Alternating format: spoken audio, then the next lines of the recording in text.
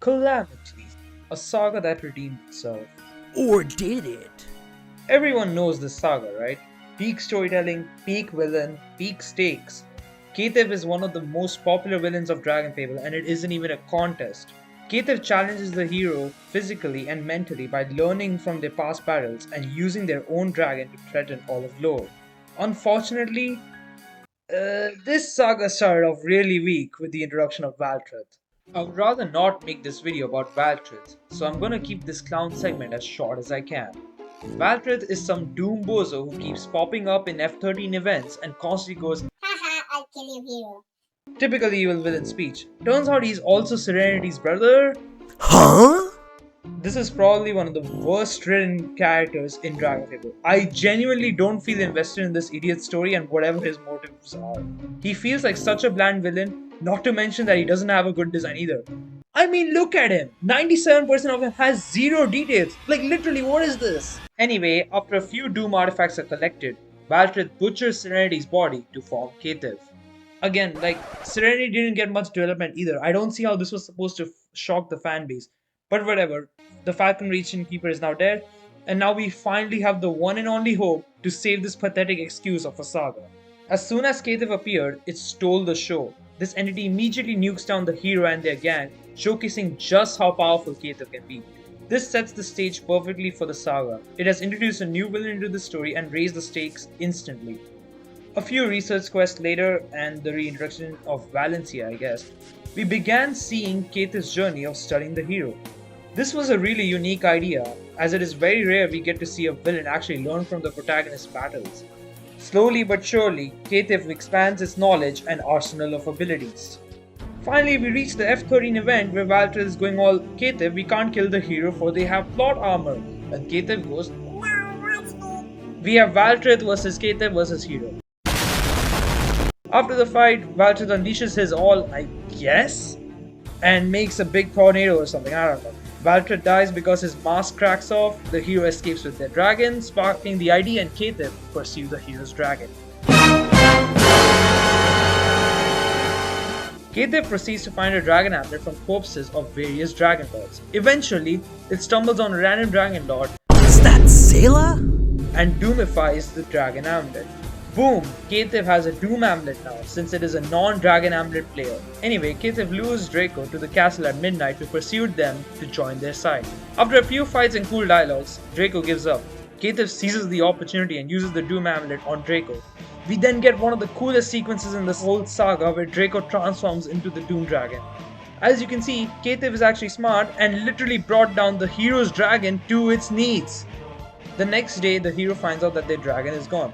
Filled with rage, they run to Castle Valorith, only to hear the haunting roar of the Doom Dragon. Honestly, this saga and the Voidship saga is probably the beginning of making the hero feel more of a cohesive character than just a playable character. It is also pretty neat that we get to see the effects of Ketev and the Doom Dragon on areas we have visited before in Book 1. The hero meets up with some old friends such as Artix, Galnoth, Zoom, Titan, Rhubarb, Yix, Cinquefoil, aka Robina, Nithra, Alzine, Cordana, and a few new ones like Amadeus and Dove. All of them form a defense against Ketev and Falcon Reach. Eventually, Draco pops into Falcon Reach to cause doom and destruction. Nithra decides to do some sort of spell to expose the Doom Amulet so that the hero and their gang can destroy it and hopefully bring back good old Draco. After that, Cordana temporarily paralyzes the Doom Dragon with Yix's assistance. This ends up allowing the hero, Artix, and Nithra to climb up the dragon and destroy the Doom Amulet. By the way, I find it so stupid that Galnoth does basically nothing for this whole fight and gets replaced by Artix's ego. Turns out Draco isn't paralyzed anymore, by the way, and flies into the sky, leading us to an epic air fight with the Doom Amulet. The hero deletes the amulet, Draco goes back to being a baby, and everyone falls from the skies. Aegis comes in to freeze the hero, giving them further PTSD, and Alzine jumps in to save Draco. As for Artix and Nithra, well, Nithra just saves him like it's nothing. Once Aegis fails to catch the hero in time, everyone regroups to figure out why Draco is still in the Doom color palette. It seems as if Draco is impurified and has been significantly weakened by the effects of the Doom Amulet. Unfortunately, the heroes don't have time to heal up as Ketev shows up for a final confrontation. More dramatic speeches later. Hero and Ketev fight each other with guest appearances from the rest of the team. Everyone gets burnt out and then Keith prepares anew. It's so over for the team. Until Dove comes in and saves the day with his mega belly. Keith bans the hero from using guests and tosses them off to the side. It also begins doing some random exposition and Draco ends up nuking the hell out of Keith for blabbering. Its body disintegrates and all that remains is Keith itself. This also causes Valtrett's mask to shatter, releasing what will be later known as the Malaris. Keith gathers dark clouds around itself and transforms into a dragon. We have all been waiting for this. The hero and Draco versus Keith. Obviously, the hero and Draco won because of plot armor, and it leads to Keith self-combusting and perishing out of existence. Cultists see the big shine of light and end up fleeing the fight after saying, Nah, we lose.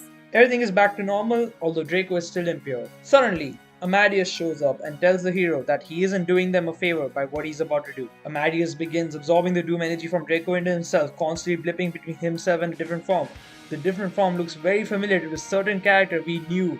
Sepulchre! This was such a cool thing for the devs to do, hinting at Sepulchre's return to Book 3 in a saga that builds from his own legacy. Draco changes into a human child for a few seconds before reverting back to their regular self. This will apparently be brought up in Book 4. Anyway, the good side won and Janya gets a stone thrown at her head, so it's an awesome ending. Honestly, the saga managed to accomplish so many things with the horrible foundation it had set up. It went from being a garbage one-off saga to one of the most exciting and prominent sagas in the entire game. It had a great villain, a very unique plot. The villain actually feels like a major threat towards the hero and you actually care for what Draco is going through.